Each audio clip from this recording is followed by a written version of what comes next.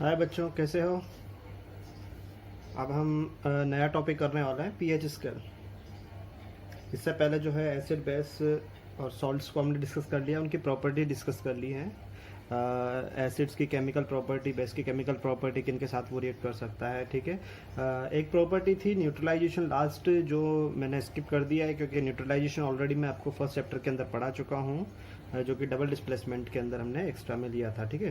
तो neutralisation actual में वही है, आप जानते हो वैसे भी कि एसिड और बेस आपस में रिएक्ट करके सॉल्ट एंड वाटर फॉर्म करते हैं, वही न्यूट्रलाइजेशन है, तो उसको मैंने स्किप कर दिया है, ठीक है। अभी जो है हम एक और अच्छा हाँ, एसिड बेस थ्योरी भी हम कर चुके हैं, आरएनएस थ्योरी, ब्रॉन्स्टैड लोरी थ्योरी हमने कर लिया, लिविस एसिड बेस थ्योरी हमने कर लिया, ठीक है। तो एसिड और बेस के बारे में काफ़ी कुछ हम देख रहे हैं।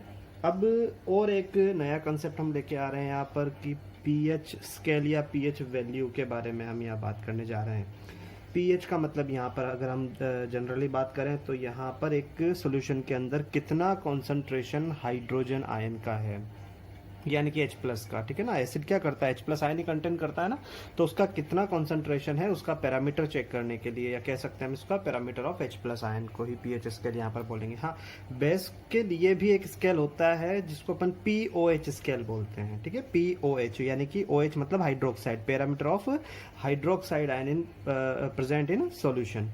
तो वो भी एक स्केलिंग हो सकता है, लेकिन जनरली जो है यूज़ किया जाने वाला होता है पीएच स्केल। इसी से आपको एसिड और बेस का जो है कॉन्सेंट्रेशन पता लग ही जाएगा। पीएच स्केल से भी वो स्केल थोड़ा उल्टा होता है, वैल्यूज तो रिवर्स हो जाती हैं, बाकी जो कॉन्सेंट्रेशन है एग्जैक्टली सेम ही दोनों के अंदर केसेस होता है, ठीक। तो सबसे पहले पीएच स्केल क्या होता है, तो बहुत ही सिंपल लैंग्वेज में आप बता सकते हैं कि जो एसिडिक प्रॉपर्टी होती है एक सॉल्यूशन के अंदर प्रेजेंट, उसको फाइंड आउट करना, यानी कि उसके अंदर H प्लस आयन का, पीएच H प्लस आयन का कितना कॉन्सेंट्रेशन है वो जानना, और उस पर जो वैल्यू आपको मिलती है तो उसके हिसाब से आपने रेंजिंग की हुई है। पहले ही आपने स्टार्टिंग में जो प्रॉपर्टी लिखा था कि एसिड का जो रेंज है वो कहाँ से कहाँ तक है, बेस का कहाँ से कहाँ तक है, ठीक है। तो वो आपको कैलकुलेशन पीएच स्केल करके देता है। कैसे करके देता है वो सारी चीज़ें हम सीखने वाले हैं यहाँ पर। तो सबसे पहले हम पीएच स्केल को डिफाइन कर लें, तो यहाँ पर क्या बता देंगे आप, डिफिनेशन के अंदर बता देंगे द एसिडिटी यानी कि एसिडिक प्रॉपर्टी और basicity of a solution is usually expressed in term of H plus ion, in term of H plus ion, यानी कि H प्लस आयन का कॉन्सेंट्रेशन सोल्यूशन के अंदर चेक करके उस सोल्यूशन का एसिडिक प्रॉपर्टी यानी कि एसिडिटी या बेसिसिटी आप फाइंड आउट कर सकते हैं। अगर मैं यहाँ POH कर दूंगा तो यहाँ पर टर्म ऑफ OH आयन आप बोल दीजिएगा, ठीक है ना। वहाँ पर भी आप एसिडिक और बेसिक प्रॉपर्टी सोल्यूशन की फाइंड आउट कर सकते हैं, लेकिन term of OH minus ion वो POH स्केल होता है, लेकिन जनरल टर्म जो होता है वो पीएच स्केल होता है, इसलिए हम उसी को पढ़ रहे हैं यहाँ पर, ठीक है ना। H प्लस आयन्स कॉन्सेंट्रेशन, बात समझ में आई। यानी कि एक तरीके से एक स्केल होता है जिसको आप डीप करते हैं सॉल्यूशन के अंदर, तो वो पहले खुद अपने आप से काउंटिंग कर लेगा कि सॉल्यूशन के अंदर कितने H प्लस आयन है। अगर पीएच स्केल है तो, POH स्केल है तो वो OH आयन कितने प्रेजेंट है वो उसके अंदर पहले वो कैलकुलेट करेगा, पहले फाइंड आउट करेगा। उसके बाद जो है कुछ फॉर्मूला है वो मैं बता रहा हूँ अभी, आप उससे कैलकुलेशन वो करके और आपको सीधा वैल्यू कर देगा कि इतना रेंज इसका आया है, इतना स्केलिंग आया है, और वो जो है आपको खुद से पता लग जाएगा कि एसिडिक है, बेसिक है, या फिर न्यूट्रल सॉल्ट वो हो जाएगा। तो usually expressed in term of H plus ion concentration, ठीक है। यहाँ पर फॉर्मूला के हिसाब से हम दिस फंक्शन इज कॉल्ड, इसको हम बोल देंगे भैया the pH of a solution, ठीक है ना। कैसे फॉर्मूला क्या होगा भाई, पहले तो जो है स्केल ने काउंटिंग कर लिया कि पीएच में H प्लस कितना है, ठीक है। उसके बाद ये स्केलिंग का एक फॉर्मूला होता है जो खुद से वो अप्लाई करके और कैलकुलेशन आपको सीधा दे देगा, ठीक है ना। इसके बारे में काफ़ी डिटेल आप जो है पढ़ सकते हैं। यहाँ पर जो है फॉर्मूला हो जाएगा माइनस लॉगरिदम, अगर थोड़ा बहुत आपको पता है तो उसके कुछ जो यहाँ यूज़ होने वाला फॉर्मूला दो चार जो है वो मैं सारी चीज़ें वैल्यूज आपको लिखा दूंगा अभी। तो pH is equal to minus log H plus, यानी कि H प्लस की जो काउंटिंग की है स्केल ने वो काउंटिंग यहाँ पर वैल्यू हो जाएगी, उसके बाद यहाँ कैलकुलेशन होके आपको सीधा पीएच वैल्यू मिल जाएगा। अच्छा, यहाँ पर अगर POH होता तो बच्चों फॉर्मूला क्या हो जाएगा, जैसा मैंने पता है कि उसके अंदर वो OH माइनस फाइंड आउट करेगा, तो फॉर्मूला जो रहेगा वो आपका यही रहेगा, लेकिन इस बार जो काउंटिंग लिखी जाएगी वो OH माइनस की लिखी जाएगी, बराबर। तो यहाँ लिख देता हूँ मैं, where H plus and OH minus denote the concentration of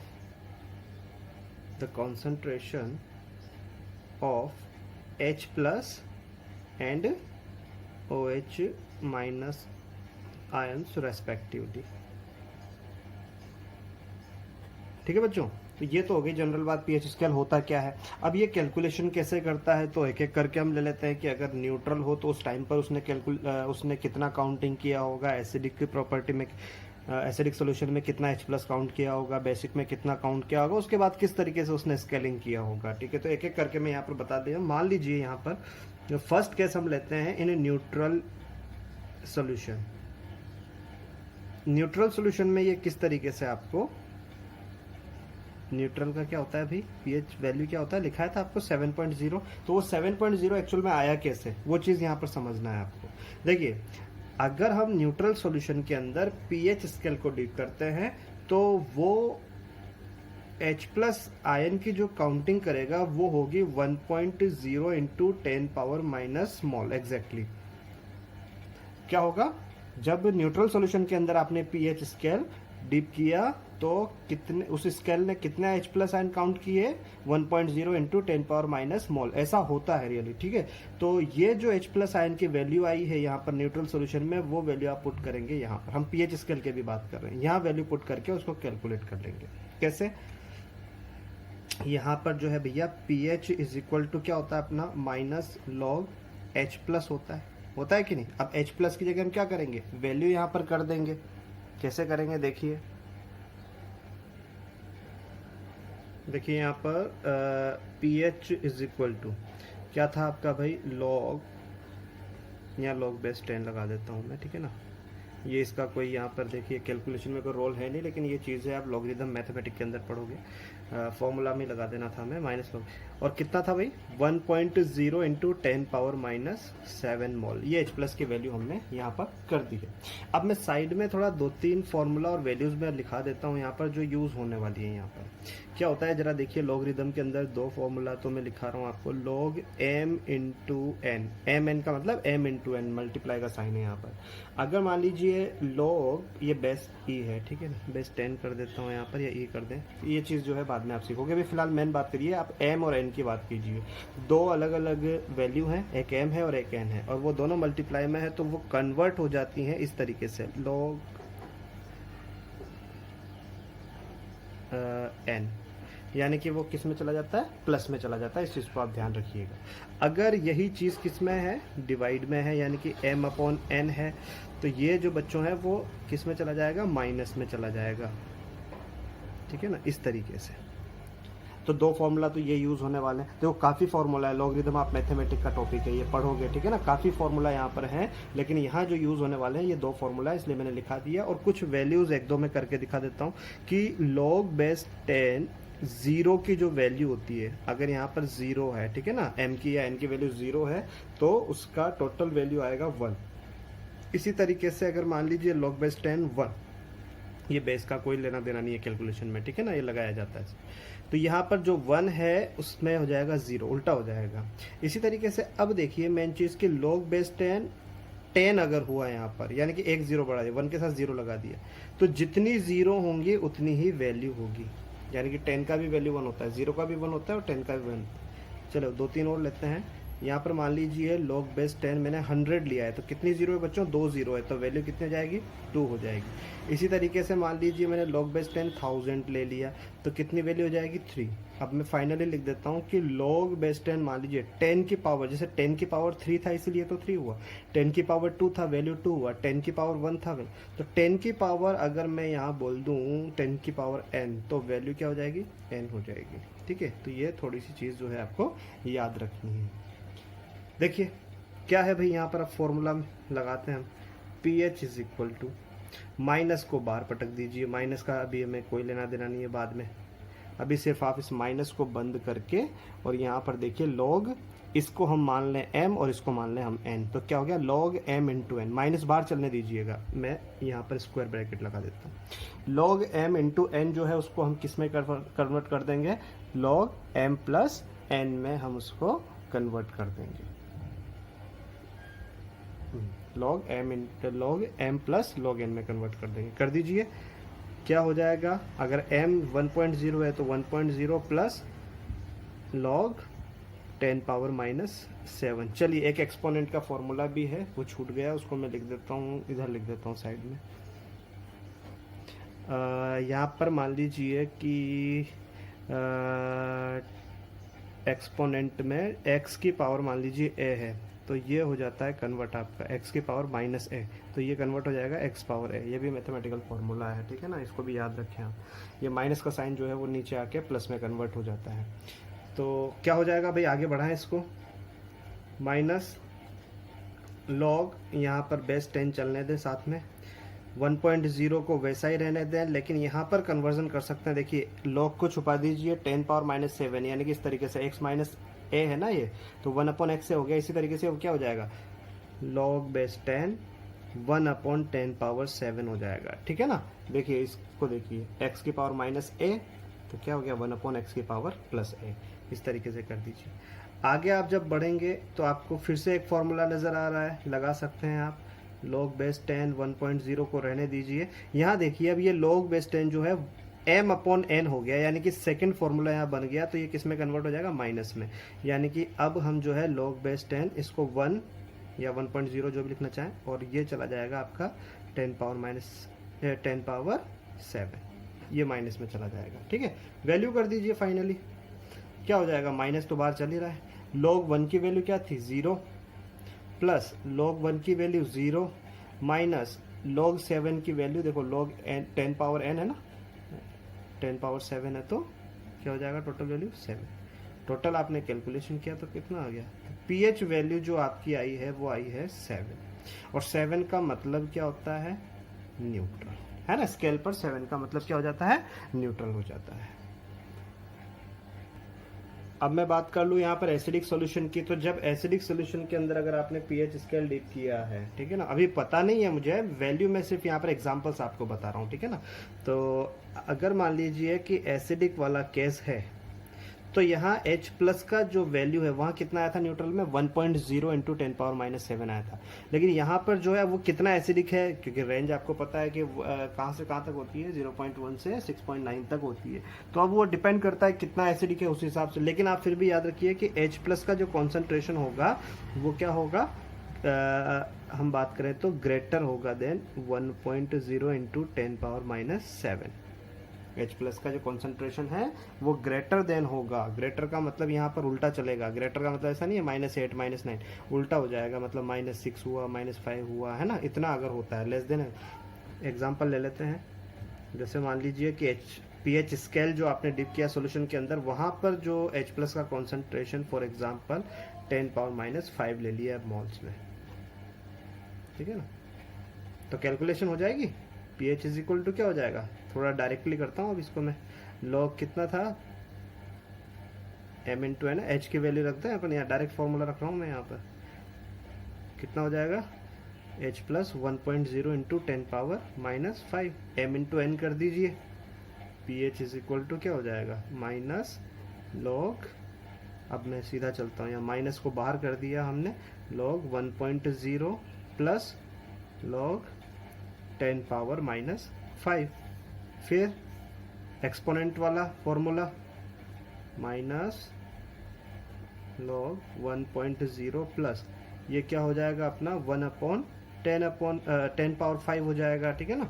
इसी तरीके से pH is equal to minus log 1.0, अब m/n लग गया तो क्या हो जाएगा, log 1 minus log 1 minus log 10 power 5 हो गया। वैल्यू कर दीजिए अब directly, pH is equal to minus log 1 की वैल्यू 0, फिर से log 1 की वैल्यू 0, और माइनस यहाँ पर 10 पावर 5 है, 10 की पावर 5 है तो 5 वैल्यू जाएगी। तो कितना आ गया, ये -5 आया इंटू माइनस यानी कि +5।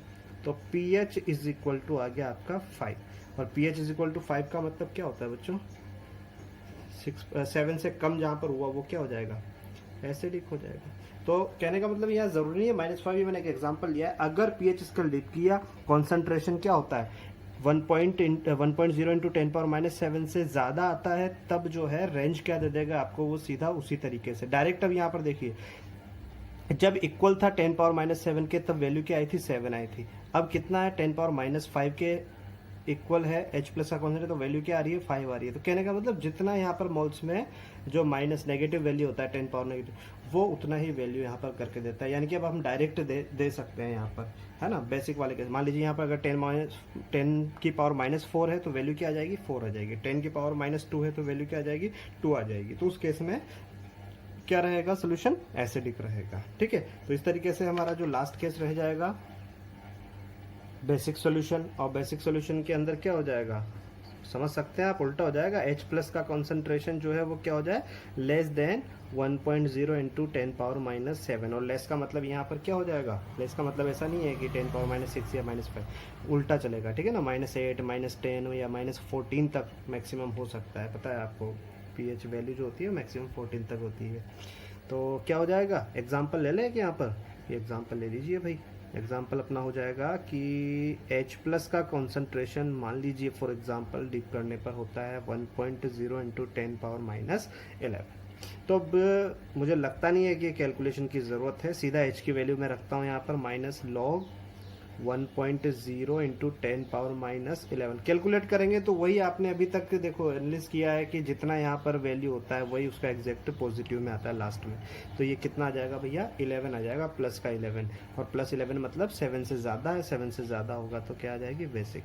तो इस तरीके से कॉन्सेंट्रेशन अगर H प्लस से कम है, 10⁻10 होता तो 10 वैल्यू आ जाती, 9 होता तो 9 वैल्यू आ जाती, उसी तरीके से क्या हो जाता है, बेसिक सॉल्यूशन हो जाता है। तो इस तरीके से ये जो pH स्केल है वो अपना काम करता है। ये मैंने कुछ एग्जांपल्स लेके आपको तीनों की केस स्टडी यहाँ पर बता दी है। ठीक है ना, तो क्या हो गया भैया, अगर 7 से कम है तो एसिडिक, 7 है तो न्यूट्रल, और 7 से ज़्यादा है 14 तक है तो वो क्या हो जाएगा, जितना ज़्यादा है वो बेसिक हो जाएगा। एक स्केल यहाँ पर बना के दे देता हूँ और कुछ वहाँ पर पॉइंट आउट करने वाले रूल्स कि कब क्या होगा वो मैं आपको बताता हूँ।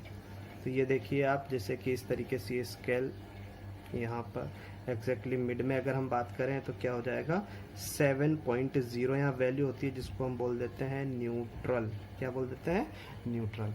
अब यहाँ पर ये 14 है, यहाँ पर 0 है। अब मैं बता दे रहा हूँ यहाँ पर ये 1 2 3 4 5 चलेगा, पूरा कौन बनाएगा इसे, 8 9 10 11 12 13 14 चलेगा।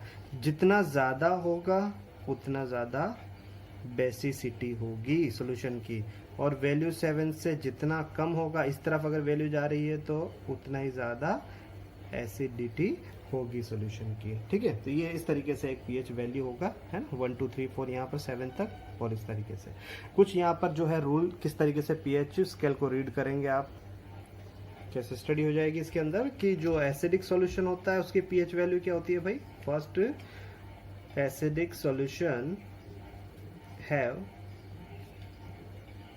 pH value less than 7.0। ठीक है, दूसरा पॉइंट क्या हो जाएगा, जितनी कम होगी वैल्यू, भाई 7 से कम है, अब जितनी कम होगी उतना ही ज्यादा उसका एसिडिक प्रॉपर्टी बढ़ेगा। The lower the pH value, लिख देता हूं यहाँ पर pH value, more acidic is the solution, ठीक है।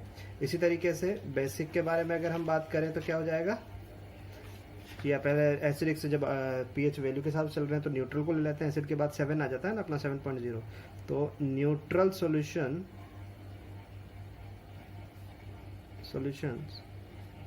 और या हम बात करें प्योर वाटर की, कोई भी सॉल्यूशन हुआ या फिर प्योर वाटर हुआ, इनका जो pH वैल्यू होता है, pH वैल्यू वो होता है इक्वल्स टू कितना होता है भाई, 7.0 हो जाता है। अब इसमें तो वैल्यू बढ़ना है, इंक्रीज होना तो होना ही नहीं है, ठीक है ना। तो 7.0 फिक्स है न्यूट्रल के लिए। तो बेसिक के लिए अगर हम बात करें तो बेसिक सॉल्यूशन क्या हो जाएगा, have pH value greater than 7 होगा कि नहीं, ग्रेटर देन 7। और इसी तरीके से लिख दीजिए कि जितना ज्यादा होगा, the higher the pH value, higher कहाँ तक हो सकता है, 14.0 तक हो सकता है, तो 7 से जितना ज्यादा होगा मोर बेसिक इज द सॉल्यूशन। ठीक है, तो ये कुछ पॉइंट्स हैं जिससे आप पीएच स्केल को रीड कर सकते हो कि कितना ज़्यादा एसिडिक है या बेसिक है, तो कितना ज़्यादा बेसिक है या फिर वो न्यूट्रल है। ठीक है, तो इस तरीके से आपका पीएच स्केल हो जाता है कंप्लीट।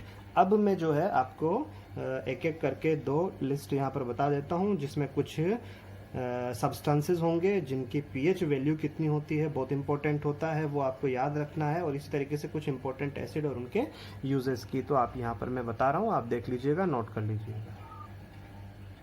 जी, यहाँ पर कुछ एसिड्स के नेम मैंने लिखे हुए हैं और साथ में उनके जो कुछ यूजेस हैं इंपॉर्टेंट, वो यूजेस यहाँ पर दिए हुए हैं। सल्फ्यूरिक एसिड आपका फॉर्मूला H2SO4 है, hydrochloric acid HCl, nitric acid HNO3, acidic acid CH3COOH, citric acid जो होता है सिट्रस फ्रूट्स के अंदर प्रेजेंट होता है तो ये C6H8O7 हो जाता है। ठीक है ना, इसका स्ट्रक्चरल फार्मूला नहीं बनाया मैंने, सिर्फ ये मॉलिक्यूलर फार्मूला है। कार्बनिक एसिड वही अपना H2CO3 हो जाएगा। ऑक्जेलिक एसिड आपका C2H2O4 हो जाएगा। यहाँ पर इनके एग्जांपल्स दिए हुए हैं। सल्फ्यूरिक एसिड का मैन्युफैक्चरिंग ऑफ फर्टिलाइजर या ड्रग्स में यूज होगा, एक्सप्लोजिव में यूज होगा, पेंट्स में होगा और आर्टिफिशियल फैब्रिक बनाने में यूज होता है। HCl का यूज प्रिंटिंग, टैनिंग एंड टाइनिंग, ये टेक्सटाइल में ये कुछ प्रोसेस होते हैं जिसको टैनिंग एंड टाइनिंग प्रोसेस बोलते हैं। ठीक है ना, टेक्सटाइल इंडस्ट्री चाहे तो लिख लेना। नाइट्रिक एसिड अपना manufacture of dyes, explosive, drugs, fertilizers and कुछ केमिकल्स बनाने में यूज हो जाता है। ठीक है ना। एसिटिक एसिड अपना विनेगर में प्रेजेंट होता है, पता है आपको, तो preservation of food and flavouring agent के फॉर्म में ये यूज हो जाएगा। यहाँ curdling of milk, flavouring soft drinks वगैरह को के हिसाब से सिट्रिक एसिड जो कि सिट्रस फ्रूट में प्रेजेंट होता है यहाँ यूज होता है। ये जो आपका कार्बनिक एसिड है वो सॉफ्ट ड्रिंक बनाने में यूज होता है, आपको पता है, आपका जो सोडा वाटर वगैरह जो भी होता है, ठीक है ना, सॉफ्ट ड्रिंक्स उनमें जो फ्लेवर्ड वाटर होता है उनके अंदर फिलअप किया जाता है। उसके अलावा ऑक्जेलिक एसिड, ये इसका सोर्स जो होता है टोमेटो होता है, टमाटर के अंदर ये ऑक्जेलिक एसिड होता है। ठीक है ना, और इस एसिड का यूज किया जाता है used in ink stand remover. ठीक है ना, इंक रिमूवर जो अपना हुआ करता है उसमें ये यूज होता है। यहाँ पर आपको कुछ और दिए हुए हैं, जैसे फर्स्ट देखिए आप, बोरिक एसिड आपको दिया हुआ है। ठीक है ना, बोरिक 8 नंबर आ जाएगा। H3BO3, प्रिजर्वेशन ऑफ ग्रेन्स, ये ग्रेन्स मतलब अपने जो दाने स्टोर करके रखते हैं अपन, गेहूं वगैरह, मक्का वगैरह, ठीक है ना, तो उसमें थोड़ा छोटा छोटा पोटली वगैरह इस बोरिक एसिड का पाउडर, बोरिक पाउडर का बांध के रख दिया जाता है। ठीक है ना। टू वॉश आईज, आपने देखा होगा कि जो अपना ये जो आई वॉश ये लगाते हैं, लेंस जो होता है, तो लेंस लगाते वक्त उसमें एक लिक्विड होता है जिससे पहले आई वॉश किया जाता है, वो बोरिक एसिड ही होता है। ठीक है ना, उससे क्या होता है कि हल्का फुल्का डस्ट या जो भी होता है तो वो रिमूव हो जाता है, उसके बाद फिर उसमें लेंस लगाया जाता है, तो वहाँ पर भी बोरिक एसिड का यूज हुआ करता है। ठीक है ना, बहुत ही वीक एसिड होता है, इसलिए आंखों पर बहुत ज़्यादा इफेक्ट इसका नहीं होता है। बेंजोइक एसिड का C7H6O2 होता है, इसका भी फूड प्रिजर्वेटिव फॉर्म में यूज होता है। और उसके अलावा टार्टरिक एसिड जो कि अपना टैमरिंड में, इमली वगैरह में प्रेजेंट होता है, C4H6O6 का फॉर्मूला है और बेकिंग पाउडर बनाने के लिए यूज होता है। ठीक है ना, तो ये किचन पर्पस के लिए बेकिंग पाउडर जो फॉर्मेशन होता है, ठीक है ना, जो भी परफी कुछ भी आप बनाते हैं, ठीक है, तो वहां पर ये बेकिंग पाउडर जो फॉर्मेशन करना होता है उसके अंदर आप एसिड की फॉर्म में ये ले लेते हैं। ठीक है, और यहाँ जो मैंने है कुछ इंपॉर्टेंट सब्सटेंस दिए हैं उनकी पीएच वैल्यू के साथ, जिससे आपको पता लगेगा कि कौन कितना एसिडिक है। हाँ, ये पीएच वैल्यू जो होती है वो वेरी कर सकती है। ठीक है ना, ऐसा नहीं है कि ये फिक्स वैल्यू है। जैसे यहाँ पर ये गैस्ट्रिक जूस है जो गैस्ट्रिक ग्लैंड रिलीज करता है बॉडी के अंदर, ठीक है, तो 1.2 इसका पीएच वैल्यू होता है। ठीक है ना, तो ये 1.1 1.3 तक हो सकता है। लेमन जूस जो अपना होता है 2.5, तो ऐसा नहीं है कि फिक्स है, ये आपका 2.2 2.3 या थोड़ा बहुत आगे पीछे ये हो सकता है। ठीक है ना, इस कॉन्सेंट्रेशन पर डिपेंड करता है। विनेगर आपका 3.0 पीएच वैल्यू होता है इसका। ठीक है ना, प्योर वाटर का 7.0 है। लाइम वाटर जो अपना होता है 11.0 है। वाइन जो होता है 3.5 है, ये थोड़ा सा वेरी कर सकता है। टोमेटो जूस है आपका 4.1, तो ये एसिडिक चल रहा है, जिसका 7 से कम है वो एसिडिक है ना, सभी मोस्टली एसिड चल रहे हैं यहाँ पर, और कुछ जिनका 7 से ऊपर है वो बेस चल रहे हैं। एसिड रेन आपका, एसिड रेन यूरिन का 6.0 एसिडिक प्रॉपर्टी होती है। ब्लड आपका बेसिक होता है क्योंकि 7.4 7.5 तक इसका पीएच वैल्यू होता है। मिल्क जो है आपका वो 6.5 होता है, इसीलिए इसके अंदर थोड़ा सा क्या मिलाया जाता है, बेकिंग सोडा ये लोग मिलाते हैं ताकि जो है ये थोड़ा न्यूट्रल की तरफ बढ़े, ये फटे ना दूध, है ना, कर्ड में कन्वर्ट ना हो जाए। इसलिए ये जो दूध गर्म करते हैं फ्रेश, तो उसमें थोड़ा सा ये बेकिंग सोडा मिला देते हैं, जिससे इसका पीएच वैल्यू जो है वो न्यूट्रल की तरफ बढ़ जाए थोड़ा। सोडियम हाइड्रोक्साइड सबसे ज़्यादा इसका पीएच वैल्यू होता है, सबसे ज़्यादा स्ट्रॉन्ग बेस इसको बोला जाता है। मिल्क ऑफ मैग्नीशिया जो कि मैग्नीशियम हाइड्रोक्साइड को बोला जाता है, 10.0 इसका हो जाएगा। कॉफ़ी अपना एसिडिक होता है। टैप वाटर का जो है वो डिपेंड करता है किस टाइप की इम्प्योरिटी उसके अंदर थोड़ी बहुत है, तो वो। सलाइवा अपना जो होता है खाने से पहले ये बेसिक होता है, लेकिन खाने के बाद आपको पता है HCl प्रोड्यूस करता है अपना, ठीक है ना। HCl प्रोड्यूस करने की वजह से वो थोड़ा एसिडिक कैरेक्टर शो करने लगता है, जिसकी वजह से एसिडिटी वगैरह जैसी प्रॉब्लम हो जाती है। तो 6.5 और ज़्यादा लोअर चला जाता है, जिसकी वजह से एसिडिटी हो जाती है। तो ये कुछ यहाँ पर पीएच स्केल मैंने आपको बता दी है, पीएच वैल्यूज़ मैंने आपको बता दी हैं, कुछ एसिड और उनके यूजेस आपको बता दिए हैं, ठीक है। तो इस तरीके से आपका पीएच स्केल और ये रिलेटेड टॉपिक कंप्लीट हुए। अब जो है हम कुछ सॉल्व्स के आगे नेक्स्ट लेक्चर में बात करेंगे, ठीक है।